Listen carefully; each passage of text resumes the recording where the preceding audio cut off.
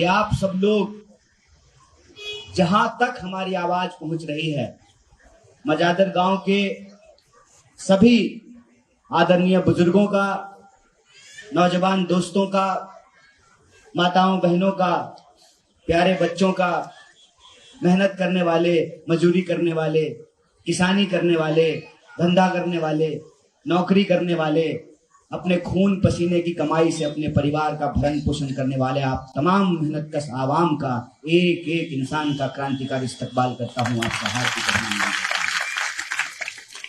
दोस्तों, चुनाव का वक्त है और चुनाव के वक्त में चुनावी बातें होती हैं। आपने आज तक अपने तजुर्बे में ये नहीं देखा होगा कि चुनाव के मौसम में कोई ऐसी पार्टी मिला हो, कोई ऐसा राजनीतिक कार्यकर्ता मिला हो, कोई ऐसा नेता मिला हो जो अपने बारे में खराब बात कर रहा हो। हर कोई कहता है, जैसे आप जाते हैं मार्केट में सब्जी खरीदने के लिए, हर सब्जी वाला अपनी सब्जी को ताजा बताता है। भले जो है वो सब्जी 3 दिन पुरानी हो, वो सब्जी जो है पीला हो गया हो, सब्जी सड़ गया हो, फिर भी जो है लोग अपनी सब्जी को ताजा बताते हैं। कोई अपने दही को खट्टा नहीं कहता है, कोई नहीं कहता है कि हमारा कैंडिडेट बुरा है। लेकिन मैं जो आपको कहने के लिए जा रहा हूं, मैं आपके बीच में कुछ बेचने नहीं आया हूं। मैं सिर्फ आपको ये कहने आया हूं, मुझे गुजराती नहीं आती है, मैंने गुजराती नहीं आवड़ते, तो इतनी समझ में आती है कि ये कह रहा था कि मेरा कमर खराब है, तो पैर खराब है, तो मुझे बैठकर बोलने की इजाजत दीजिए। देख भाई, पैर खराब है तो चलेगा, ईमान खराब नहीं होना चाहिए। अब आप लोग बस बता दीजिए, मुझे नहीं कहना है, इस इंसान का ईमान खराब है क्या? थोड़ा धीरे बोल रही है, कुछ डाउट है क्या? ईमान खराब है क्या? तो हमारे पास एक ऐसी आवाज है जो सिर्फ गुजरात में ही नहीं, पूरे देश में अन्याय के खिलाफ लड़ने के लिए मशहूर है। और इसीलिए ना, रात को आसाम से पुलिस आई। सिर्फ गुजरात की पुलिस आई लव यू नहीं बोलती है, आसाम की पुलिस भी आजकल इसको इलू इलू बोल रही है। आदरणीय प्रधानमंत्री जी की कृपा रही, जय शाह के पप्पा का मोहब्बत अगर इसी तरह से हम लोगों को मिलता रहा तो आसाम क्या 7 मुल्कों की पुलिस ढूंढेगी भाई साहब। क्या है ना कि 2 तरह के लोग हैं। एक वो लोग हैं जिनका ईमान बिकाऊ, एक वो लोग हैं कि कोई ऐसा नोट छपा ही नहीं है कि हमारा ईमान खरीद ले। और आपने अभी देखा होगा कि जब पत्रकार नहीं खरीद पाते हैं ना, तो चैनल ही खरीद लेते हैं। ठीक है, कहते हैं कि दौर होता है हर चीज का। जब यहां पे माउंटबेटन आया था ना, तो उसको नहीं लगता था कि ब्रिटिश राज कभी समाप्त होगा। जब लॉर्ड कर्जन आया था, तमाम जब अंग्रेज के अफसर आए थे और घोड़े पे चलते थे ना, तो उनको अंदाजा नहीं था कि नंगे पांव चलने वाले लोग, खाली बदन अपने खेतों में खून पसीना बहाने वाले लोग किसी दिन उससे डरना बंद कर देंगे और उनके टैंक के सामने खड़ा होकर के कहेंगे, अंग्रेजों भारत छोड़ो, हमको स्वराज चाहिए। होता है, लगता है, जब आपको सत्ता मिल जाती है ना, तो अहंकार हो जाना स्वाभाविक है। और सत्ता का अहंकार देखिए कि चुनाव अभी हुआ भी नहीं है, अभी एक ही फेज का चुनाव हुआ है। दूसरे फेज का चुनाव 5 तारीख को होगा, लेकिन टीवी स्टूडियो में सरकार बन गई है। जैसा का पप्पा जो है घूम घूम करके मंत्रिमंडल बांट रहा है। जिस भी एमएलए के प्रचार में जाता है, कहता है गुजरात के मेरे भाइयों बहनों, इसको एमएलए बना दीजिए, हम इसको मंत्री बना देंगे। अरे पहले सरकार तो बना लो भाई, फिर न मंत्री बनाओगे। इसको कहते हैं सत्ता का घमंड, क्योंकि उनको यह लगता है कि इंसान अपनी सारी समस्याओं को भूल जाएगा। रोजी का सवाल, रोटी का सवाल, शिक्षा का सवाल, बीमारी का सवाल, सड़क का सवाल, सब सवाल भूल जाएगा। अगर इंसान को उसकी भावना भड़का करके, उसके मन में नफरत पैदा करके, उसके मन में डर पैदा करके अगर इंसान को आपस में लड़ा दिया जाए तो लोग रोजी रोटी का सवाल भूल जाएंगे। ऐसा काम हो रहा है, ऐसा काम पिछले 27 साल से हो रहा है। इसीलिए तो चुनाव 2022 में हो रहा है और गाना 2002 का बजा रहा है। इसीलिए हो रहा है ना। उनको लगता है, क्योंकि दो तरह के लोग इस देश में हमेशा रहे हैं। एक वो जो सत्ता के सामने सच के लिए आंख में आंख डाल करके सवाल करते हैं और घुटना टिका करके अड़ करके खड़ा हो जाते हैं, चाहे उनके ऊपर टैंक चला दिया जाए, घोड़े दौड़ा दिए जाएं, हाथियों से उनका सर कुचल दिया जाए। और आजकल तो हम लोग साइंटिफिक टेक्नोलॉजिकल रेवोल्यूशन में जीते हैं ना, तो आजकल नकली वीडियो बना करके लोगों को जेलों में ठूस दिया जाता है। ये होता आया है। लेकिन दूसरे वो लोग भी होते हैं जो सत्ता के साथ चाय पे चर्चा करने लगते हैं। आजादी के आंदोलन के दौरान भी दो तरह के लोग थे। एक वो जो अंग्रेजों के खिलाफ जंग लड़ने, एक वो जो अंग्रेजों से पैसे लेकर के अंग्रेजों के लिए चापलूसी कर रहे थे, अंग्रेजों के लिए जासूसी कर रहे थे। आज 21वीं सदी में 2022 में भी दो तरह के लोग हैं। एक वो है जो लोभ और डर के चलते सत्ता के साथ हाथ मिला लेते हैं। दूसरे वो लोग हैं जिनका ईमान बिकाऊ नहीं है, इसीलिए वो सत्ता के आंख में आंख डाल करके सवाल पूछते हैं कि रे भाई, परिवारवाद पे भाषण देते हो तो ये बताओ कि अमित शाह के बेटे को बीसीसीआई का सेक्रेटरी क्यों बनाए हो? ये बताओ कि 45 साल में देश में सबसे ज्यादा बेकारी क्यों है?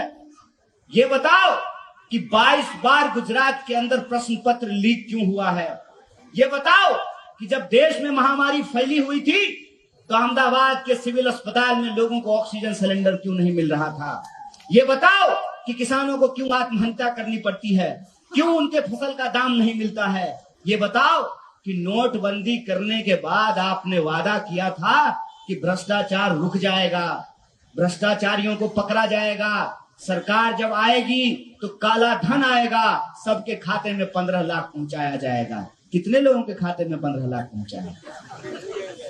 भाजपा का लोग आपसे वोट मांगने के लिए आए तो उसको बुलाइए, आ जाओ बैठो, थोड़ा हम भी चाय पे चर्चा कर लेते हैं। उसको कहिए कि हमारे खाते में 15 लाख रुपया नहीं आया है, तुम्हारे खाते में अगर 15 लाख आया है तो हम तुमको वोट देने के लिए तैयार हैं। खाओ मां का कसम और बताओ कि 15 लाख आया है कि नहीं आया।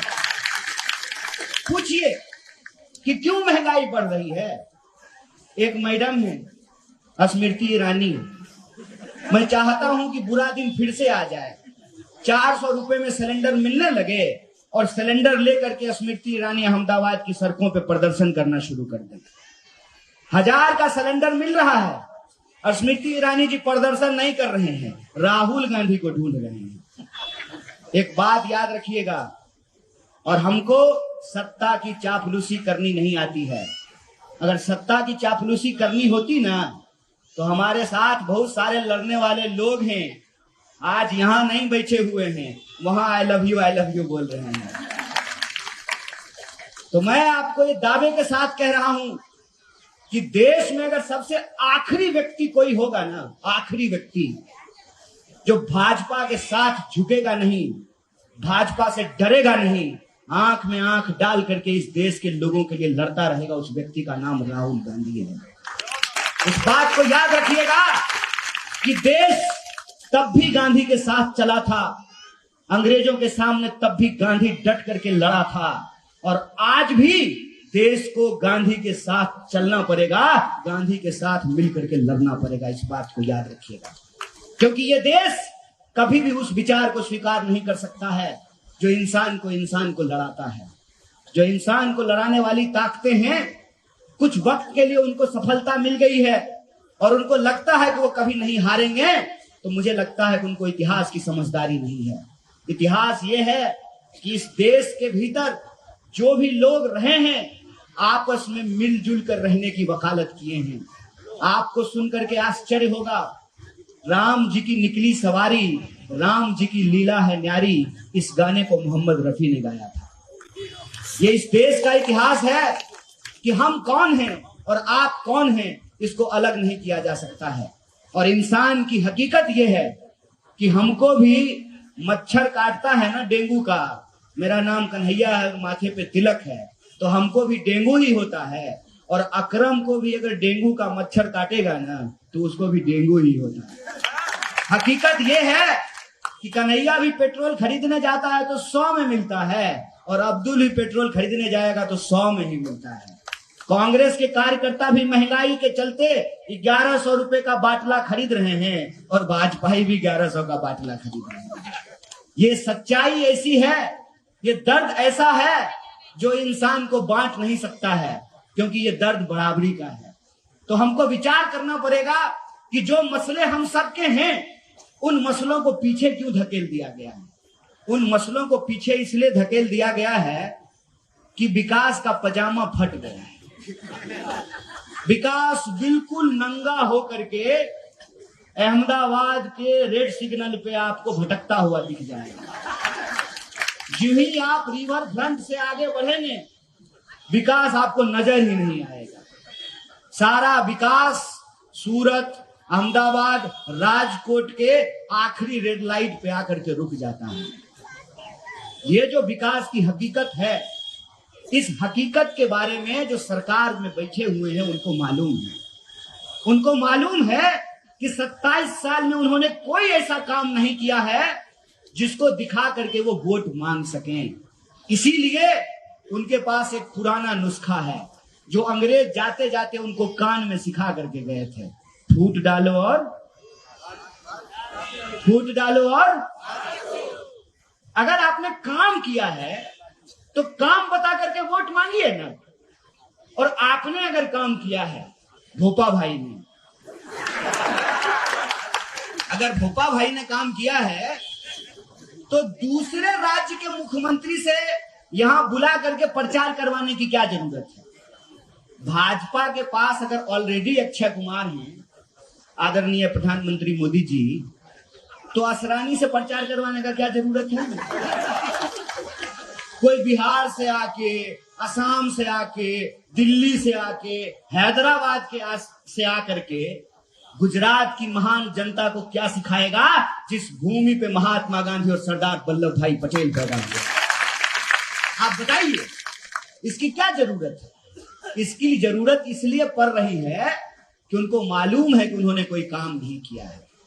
वो क्या कर रहे हैं ना, एक तरफ टीवी से माहौल बना रहे हैं, दूसरी तरफ प्रचार करके माहौल बना रहे हैं। तो प्रचार का एक गणित आप समझ लीजिए, बार बार टीवी में जो आपको चीज दिखाई जाती है, जरूरी नहीं है कि वो सही होता है। बार बार हर गाने के बाद, हर न्यूज के बाद, हर फिल्म चलता है तो हर ब्रेक में आपको ये दिखाया जाता है कि फेयर एंड लवली लगाने से मुंह गोरा होता है। अम्मा, किसी का गोरा हुआ है? लेकिन खरीद रहे हैं ना अपने पैसा से, अब भोरे सांझ लगा भी रहे हैं, फिर भी गोरा नहीं हो। तो एक तरफ आपको टीवी पे दिखाया जाएगा कि भाजपा की सरकार बन गई, दूसरी तरफ जब आप पेट्रोल खरीदने के लिए जाइएगा तो वहां पर थैंक यू का एक पोस्टर लगा रहेगा, प्रधानमंत्री जी का हंसता हुआ नूरानी चेहरा। आह, क्या नूर टपक है। मतलब आप इसको समझिए कि अंग्रेजों से लड़ने के लिए महात्मा गांधी इसी गुजरात के थे। वो कस्तूरबा को साथ लेकर के चल रहे थे। इनको देश बदलने के लिए बेन को छोड़ देना पड़ा। नहीं, क्या संयोग है भाई। मेरा नाम कन्हैया है और उनका नाम यशोदा है। कहते हैं ना, इतिहास में कुछ संयोग बहुत मजेदार होता है। उनका हंसता हुआ नूरानी चेहरा आप देखेंगे तो उस पर लिखा रहेगा, थैंक यू मोदी जी, आपने हमको फ्री वैक्सीन दिया है। कैसे दिया है? आप कह रहे हैं कि पेट्रोल और डीजल आपको इसलिए महंगा दे रहे हैं ताकि आपको वैक्सीन दे सके। तो जब हम ही से पैसा ले करके हम ही को आप फ्री कैसे दे रहे हैं? और ये बताने के लिए आप 18 करोड़ रुपया खर्च भी कर रहे हैं थैंक यू कहने के लिए। अरे थैंक यू कहने के लिए 18 करोड़ खर्च करने का क्या जरूरत है? व्हाट्सएप यूनिवर्सिटी है आपके पास, एक बार थैंक यू लिखिएगा, सब जगह पहुंच जाएगा। हकीकत क्या है? हकीकत यह है कि दुनिया भर की सारी गैर जरूरी बातें होंगी, लेकिन आपका जो जरूरी मसला है उस पर कोई चर्चा नहीं होगा। भाजपा का एक दोस्त हमको फोन किया, बोला गुजरात में बीजेपी को फिर से जीतना जरूरी है। हमने कहा ये तो तुम हर बार बोलते हो, यही बात तुम 2017 में बोल रहे थे, यही बात जो है तुम 2012 में बोल रहे थे, 27 साल से तो तुम यही बोल रहे हो। बोला नहीं, मोदी जी ग्लोबल लीडर हो गए हैं और मोदी जी ग्लोबल लीडर तभी रहेंगे जब गुजरात का चुनाव जीतेंगे। हम बोले जब लीडर ही ग्लोबल हो गए हैं तो लोकल चुनाव जीतने का क्या जरूरत है? बोला मोदी जी रूस और यूक्रेन का युद्ध बंद करा रहे हैं। हम बोले रूस और यूक्रेन का युद्ध बंद कराने के चक्कर में ना 1100 रुपए का सिलेंडर खरीदने के चलते लोगों का चूल्हा बंद हो गया है। और मैं आपको बता दूं कि गुजरात का चुनाव आप लोगों को एक जहीन फैसला लेना है। जहीन फैसला इसलिए लेना है कि यहां पे लोकतंत्र का मजाक बना दिया गया है। मजाक ऐसे बना दिया गया है कि सबसे पहले आनंदीबेन पटेल चीफ मिनिस्टर थी कि नहीं थी ना? तो आप ये बताइए कि वो अच्छा काम की कि बुरा काम की? अगर वो अच्छा काम की तो उनको चीफ मिनिस्टर के पोस्ट से क्यों हटा दिया? अगर बुरा काम की तो उनको राज्यपाल किस बिना पे बना दिया? सोच के देखिए, सोच के देखिए मन में। फिर रूपानी साहब को लेके आए। रूपानी साहब अच्छा काम किए कि बुरा काम किए? अगर अच्छा काम किए तो क्यों हटा दिया? अगर बुरा काम किए तो सिर्फ एमएलए का टिकट क्यों काटा? भाजपा से क्यों नहीं निकाल दिया? फिर आए हैं भूपेंद्र भाई। भूपेंद्र भाई को देखते तो सचमुच हमको बहुत दया आती है। पता है क्यों? बहुत सच्चे इंसान है, बहुत विनम्र और अच्छे लोग हैं। भूपेंद्र भाई को खुद नहीं पता था सुबह में कि दोपहर में चीफ मिनिस्टर बन जाएंगे। और ना वो जब जाते हैं ना तो एसपीजी भी उनको धक्का दे देता है और प्रधानमंत्री तो बिल्कुल आसपास नहीं आने देते हैं। वहां भी कार से साइड कर दिया है। मुझे दिख नहीं रहा है भाजपा का पोस्टर में तो आपको दिखा देता, पोस्टर में भी उनको साइड कर दिया है। ये गुजरात का अपमान है भाई साहब, ये गुजरात के चीफ मिनिस्टर का अपमान है। भाजपा अगर अपमान का बात करना चाहती है और भाषा की मर्यादा का बात करना चाहती है तो हम तैयार हैं भाजपा के साथ भाषा की मर्यादा पर बात करने के लिए। हमारे अध्यक्ष ने एक तुलना किया, एक उदाहरण दिया तो बात को बतंगड़ बनाने लगे, बोले गुजरात का अपमान है। तो मैं पूछना चाहता हूं, टीवी स्टूडियो में बैठ करके मोदी जी को देश का बाप बता रहे थे, वो देश का अपमान था कि नहीं था? था ना? मोदी जी देश के बाप हैं। तो भाजपा का प्रवक्ता ये बात क्यों बोला? अगर बोला तो देश का अपमान किया कि नहीं किया? जिसका घर शीशे का हो ना उसको दूसरे के घर पे पत्थर नहीं मारना चाहिए। दिन भर गुंडागर्दी की भाषा करने वाले मंच से खड़ा होकर के गृह मंत्री जिसका काम है कानून व्यवस्था की रक्षा करना, वो गैर कानूनी बात कर रहे हैं, इंसान को डरा रहे हैं, घाव को कुरेद रहे हैं, जख्म पे नमक छिड़क रहे हैं और ये भाषा की मर्यादा की बात करते हैं। तो मैंने कहा कि मल्लिकार्जुन खड़गे साहब आपको इसलिए खटक रहे हैं ना क्योंकि उनका नाम मल्लिकार्जुन खड़गे है। अगर उनका नाम मल्लिकार्जुन अंबानी होता ना तो आप उनकी चरण वंदना कर रहे होते। बुद्धिमानी सिखाते हैं, ये बुद्धिमानी नहीं है साहब, इसको बेशर्मी कहते हैं, बेशर्मी। और मेरे मन में ये विचार आता है कई बार कि पैदाइशी बेशरम है कि सुबह सुबह चूरन खाते हैं मालूम है। वोट देता है लोग किस उम्मीद में, टैक्स देता है लोग किस उम्मीद में कि सरकार जनता के समस्याओं से उसको निजात दिलाएगी। रोजी का सवाल, रोजगार का सवाल, किसानी का सवाल, मजदूरों का सवाल, महिला सुरक्षा का सवाल, बिजली का सवाल, पानी का सवाल, इन मसलों को हल करें। संविधान ने जो हमको बराबरी का अधिकार दिया, उस बराबरी के अधिकार का ही नतीजा है साहब कि ये जो कुर्सी लगा के बैठे हैं ना महानुभाव साहब, इनका भी वोट एक है, और नीचे में जो आप लोग दरी बिछा करके बैठे हैं आपका भी वोट एक है। ये डॉक्टर बाबा साहब भीमराव अंबेडकर के संविधान की ताकत है कि हेलीकॉप्टर पर उड़ने वाला का भी वोट एक है और पैदल चलने वाला का भी वोट एक है। अंबानी साहब का भी वोट एक है और उनके घर में सफाई का काम करने वाले स्वीपर का वोट भी एक है। अगर ये बराबरी का अधिकार नहीं होता ना तो सरकार आपको 5 साल में नजर नहीं आता। ये बराबरी का अधिकार ही हमको ये ताकत देता है कि हम 5 साल में सरकार को उसके काम के आधार पे चुन सकें, उसको जिता सकें, उसको हरा सकें। मैं देख रहा हूं कि जो लोग एक बार गद्दी पर बैठ गए हैं वो लोकतंत्र को अपना बपौती समझने लगे हैं। इसीलिए आप तमाम माताओं बहनों से ये अपील करना चाहता हूं, जिन लोगों को हमने गद्दी पे बिठाया है उनको ये याद दिलाने की जरूरत है कि अगर हम गद्दी पे बिठा सकते हैं तो कान पकड़ करके नीचे भी उतार सकते हैं।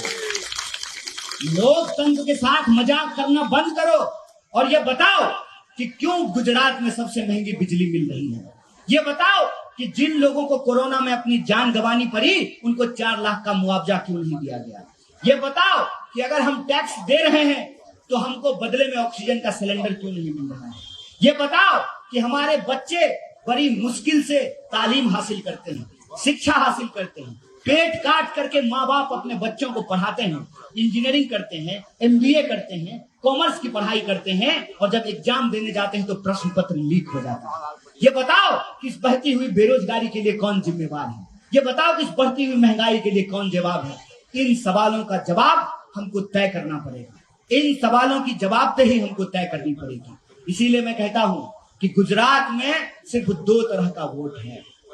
एक वोट वो है जो गुजरात में चल रहा है ना वही चलता रहेगा। दूसरा वोट वो है जो इस बात को समझता है कि हमारे नाम पर किस तरीके से धोखाधड़ी की जा रही है, जो ये समझता है कि जो चल रहा है उसको रोकना जरूरी है। अगर उसको नहीं रोका गया तो लोकतंत्र को अपनी बपौती समझने वाले लोग लोकतंत्र का गला घोट देंगे और ये जो परिवर्तन करने वाले लोग हैं उनको एक मुश्त होकर निर्णय लेने की जरूरत है। मैं बार बार कहता हूं, एक पत्रकार ने हमको पूछा कि क्या होगा गुजरात के चुनाव में। हमने कहा कि गुजरात के चुनाव में सिर्फ 2 चीज हो सकता है। गुजरात के चुनाव में तीसरा कुछ नहीं होगा। गुजरात के चुनाव में या तो 27 साल से जो चल रहा है वही 5 साल और चलेगा, अन्यथा दूसरा चीज ये होगा जो 27 साल में चल रहा है उस पे विराम लगेगी और गुजरात में परिवर्तन होगा। गुजरात में ये होने जा रहा है। और ये जो 2 लोग हैं ये 2 तरह के सोच के लोग हैं।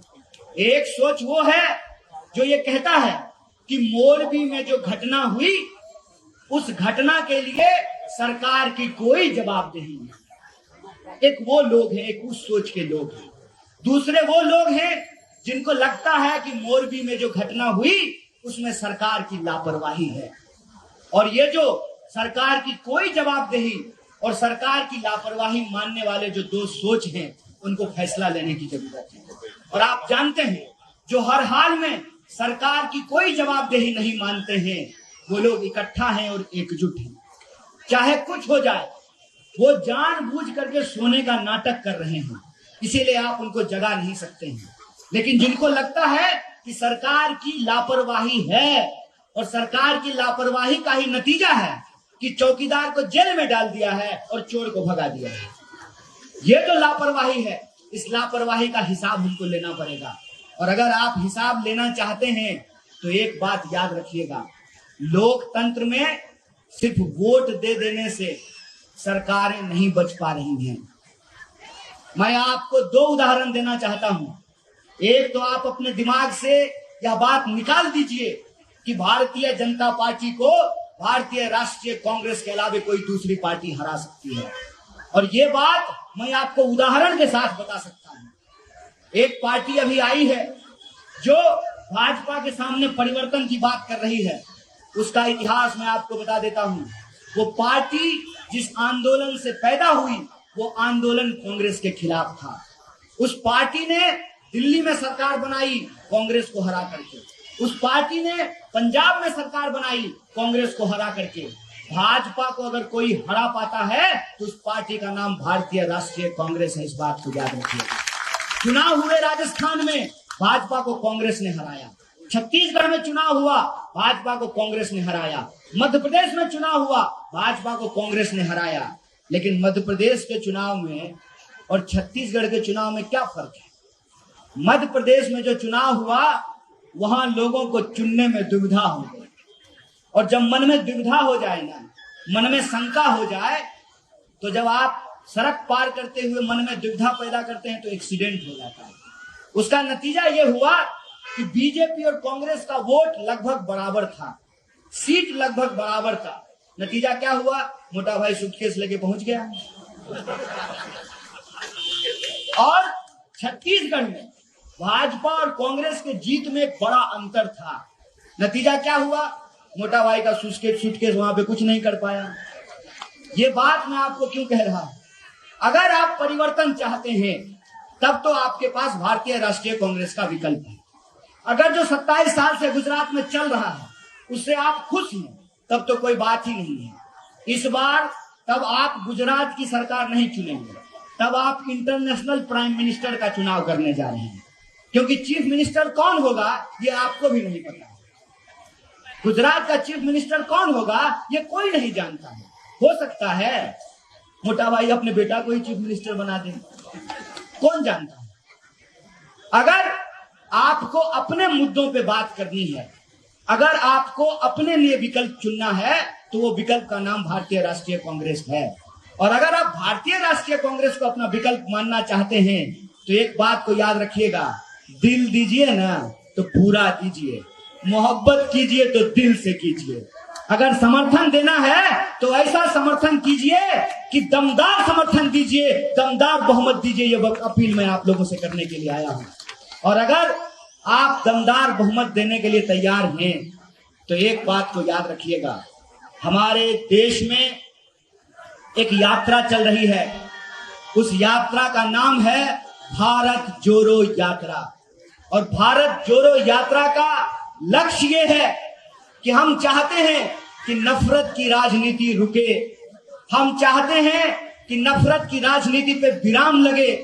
हम चाहते हैं कि नफरत को हरा करके मोहब्बत को जिताया जाए और जनता के जो बुनियादी सवाल हैं, रोजी रोटी, कपड़ा, मकान, शिक्षा, स्वास्थ्य, सड़क, बिजली, पानी, उसको राजनीति के केंद्र में लाया जाए। इसीलिए आपके ऊपर एक गंभीर जिम्मेवारी है। आप ऑलरेडी एक समझदार लोग हैं। मैं आपको समझाने की कुव्वत नहीं रखता हूं, मेरी हैसियत नहीं है कि मैं आपको समझा सकूं, लेकिन इतना बात मैं जरूर आपको कहना चाहता हूं कि जो दो तरह के लोग हैं, एक जो सत्ता के सामने झुक जाते हैं और एक वो जो सत्ता के सामने सत्य के लिए लड़ जाते हैं। आपने एक ऐसे व्यक्ति का चुनाव किया है जो इस देश में सत्य की आवाज है, न्याय की आवाज है, जिसका नाम जिग्नेश मेवानी है।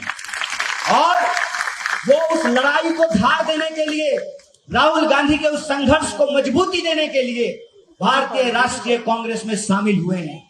2017 की तरह वो अपक्ष का चुनाव नहीं लड़ रहे हैं, वो भारतीय राष्ट्रीय कांग्रेस के चुनाव चिन्ह पर चुनाव लड़ रहे हैं। भारतीय राष्ट्रीय कांग्रेस के गुजरात प्रदेश के वर्किंग प्रेसिडेंट हैं। फर्ज कीजिए, सिर्फ फर्ज कीजिएगा अपने दिमाग में इस बात को। इसीलिए मैं कहता हूं कि बडगाम की जनता को एक गंभीर निर्णय लेना है। फर्ज कीजिए कि जो लोग इस संघर्ष से गद्दारी करके गए हैं, जो लोग इस संघर्ष से बेईमानी करके गए हैं वो चुनाव जीत जाएं, और जो इस संघर्ष को मजबूती देने के लिए भारतीय राष्ट्रीय कांग्रेस का राहुल गांधी का हाथ थामे हैं वो चुनाव हार जाए तो पूरे देश में क्या संदेश आ जाएगा।